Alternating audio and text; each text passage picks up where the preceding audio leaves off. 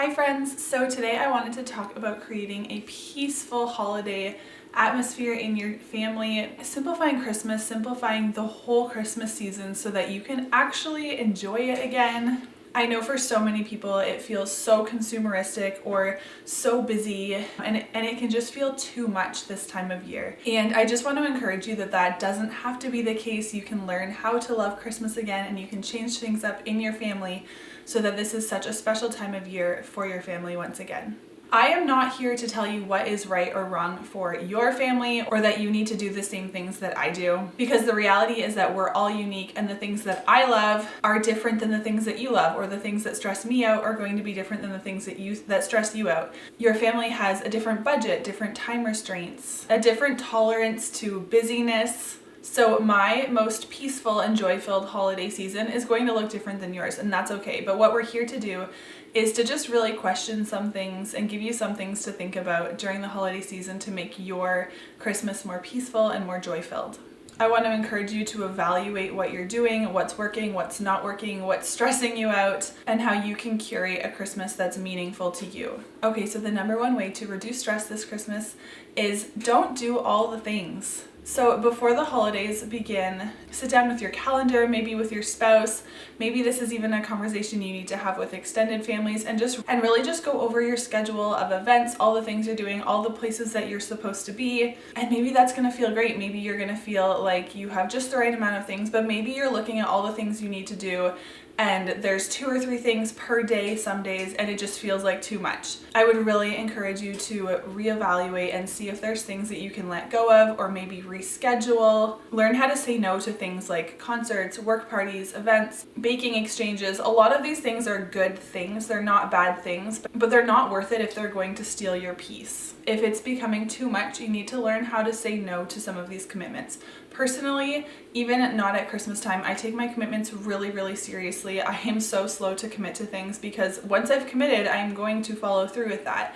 I'm not someone who's going to, wake up one day and say, I'm too tired or the weekend's been too busy, I'm going to cancel this event with family, or we're just not going to go. That's not me. If I've said that I'm going to do something, then I'm going to show up. So that means that on the front end, I have to really, really be careful about what I'm committing to and just know my limits, know what's going to be too much, and learn to say no ahead of time instead of canceling last minute, because that's so much more disappointing for everybody. Okay, number 2 is don't travel to all the places.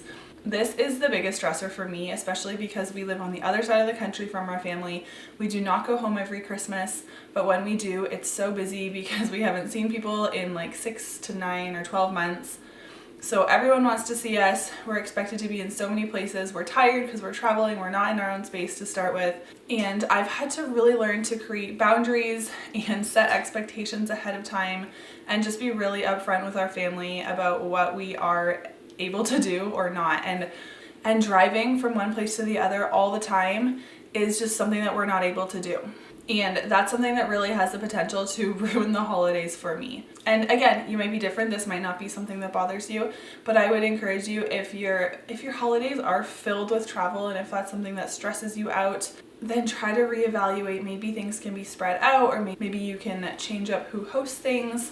There's lots of ways to reduce that travel time, or maybe you just need to learn to say no, that's not going to work for us, and just leave it at that. And the reality is that you need to expect pushback if this is your first time really implementing any sort of boundaries with your family. We've just found that if we're kind about it and if we explain our situation, that we want to see people, but we just have to do it in a way that's practical and not stressful for us, people have tended to be pretty understanding, or at least they've gotten there eventually. Number 3 is stop buying gifts for all the people.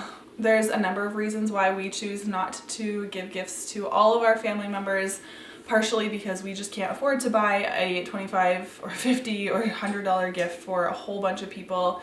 And honestly, partly because they don't need that, and we also don't need gifts from every single person.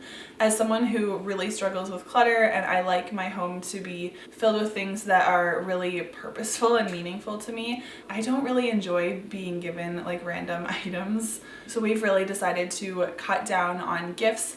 We do gifts for a small amount of people, and I think that most people are usually glad to not have to purchase another gift as well. But if you are purchasing gifts for a dozen or dozens of people, you might just have to tell them, you know what, this year we're not going to be able to do that. We don't expect gifts in return. We would still love to see you and spend time with you, but we're just not able to do a physical gift. This also means that there's been lots of years that we don't participate in gift exchanges or Secret Santas or things like that. And you know what? It's totally okay. Number 4 is don't be afraid to change the way that things have always been done. So I know a big thing at Christmas, especially when you're blending different families, if you're married and it's his traditions and her traditions and their different families, you can often come across problems such as, well, my family always does this on Christmas Eve, but my family always does this on Christmas Eve, and trying to figure out how to do that. And the reality is just that when you grow up and you have your own family, you can't be in 2 places at once, and you might just have to start something new. So maybe your family always did Christmas Eve, but maybe you can talk with them and maybe you can start doing Christmas morning or Christmas Day evening or something different. And I realize that this is a point of contention for a lot of families, but there might even be smaller ways that you can change up the way that things always have been done, such as you've always purchased a gift for all of your siblings, but now they're married and have their own families and it's just too much. Maybe you can just suggest that you pick names this year instead, or maybe your grandma has always hosted Christmas dinner, but she's getting old and it's just not practical anymore. Don't be afraid to change how things have been done. I love holiday traditions. I love things that are the same every year, and I think that's part of why this season feels so nostalgic for so many of us. But there's also no shame in having to change how things are done sometimes. Number 5 is to add in traditions that are special for you. So maybe because you've been so busy or because you spent your money in so many different places, you haven't had the time or the energy or the budget to do things that you've always wanted to do. But if you remove some of those things, maybe you now have some extra time in your schedule to do traditions that you've always wanted to do. So maybe that's having a big baking day and sharing baked goods with your neighbors, or maybe it's taking your whole family sledding or reading the nativity story. If there's a tradition that you've really always wanted to add, especially if it's ones that are free, ones that don't cost any money or don't take up a ton of time, adding in new traditions is such a special way to create magic around the holidays. And to kind of combine changing the way things have always been done and adding in new traditions, if you're faced with a challenging conversation with family about changing the way you've always done things, maybe try to make it exciting and present some new ideas, some exciting new things that you can do as a family so that it's not just a big disappointment for them. Okay, number 6 is to focus on consumables. Food is obviously the most obvious one. So maybe that looks like instead of doing a big gift exchange with your family, you would love to bless them with a beautiful meal or a meal out, a dinner out somewhere, or an experience out, tickets to a concert or a movie or a show.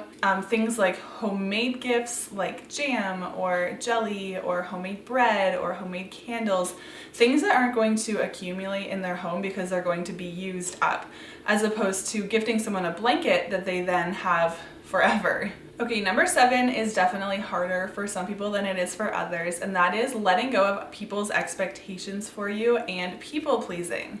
I think this really is what makes a lot of these so difficult, is that we know that they're going to be disappointed or upset with us, angry with us, and obviously this dynamic is different in every family, and I absolutely think you should be kind about this and not just say, we're not coming to Christmas, you know, but to just tell them kindly, explain themselves, but letting go of guilt and over explaining and just kind of leaving it as this is what we need to do as a family, but then really letting go of that guilt and that pressure to make every single person happy, because it's impossible to make everyone happy as well as yourself happy.